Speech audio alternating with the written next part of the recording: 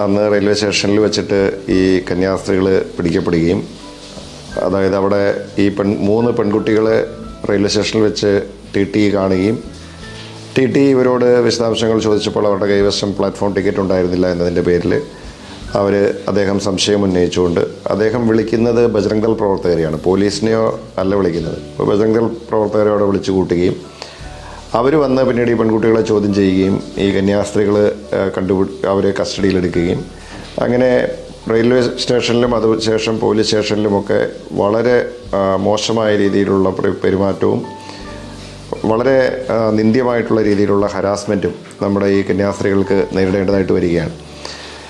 Police സ്റ്റേഷനിൽ വെച്ച് തന്നെ പോലീസ് നോക്കി നിൽക്കെ ബജ്രംഗ് ദളിൻ്റെ പ്രവർത്തകർ ഈ കന്യാസ്ത്രീകളുടെ കൂടെ ഉണ്ടായിരുന്ന ഛത്തീസ്ഗഡുകാരനായിട്ടുള്ള യുവാവിനെ ക്രൂരമായി മർദ്ദിക്കുന്നു. ഈ മൂന്ന് പെൺകുട്ടികളെ ഭീഷണിപ്പെടുത്തി അവരെ കൊണ്ട് ഓരോ മൊഴി പറയിപ്പിക്കുന്നു, അവരെ കൊണ്ട് ഒപ്പിടിപ്പിക്കുന്നു, അവരുടെ ബാഗ് പരിശോധിക്കുന്നു, അവരുടെ ശരീരം തന്നെ പരിശോധിക്കുന്നു.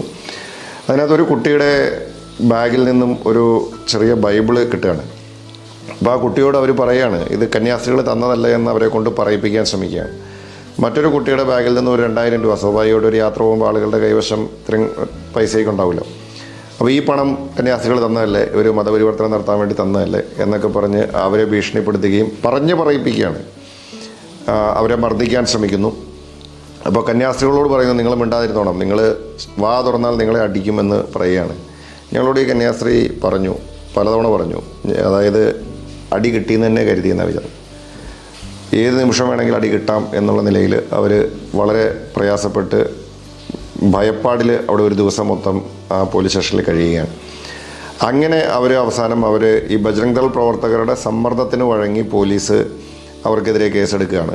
അവിടെ മനുഷ്യക്കടത്തും അതുപോലെ നിർബന്ധിത മതപരിവർത്തനവും ഒക്കെ ചാർത്തിക്കൊണ്ട് അവർക്ക് ജാമ്യം പോലും കിട്ടരുതെന്നുള്ള നിലയിൽ കേസ് രജിസ്റ്റർ ചെയ്ത് അവരെ ജയിലിലാക്കിയാണ്.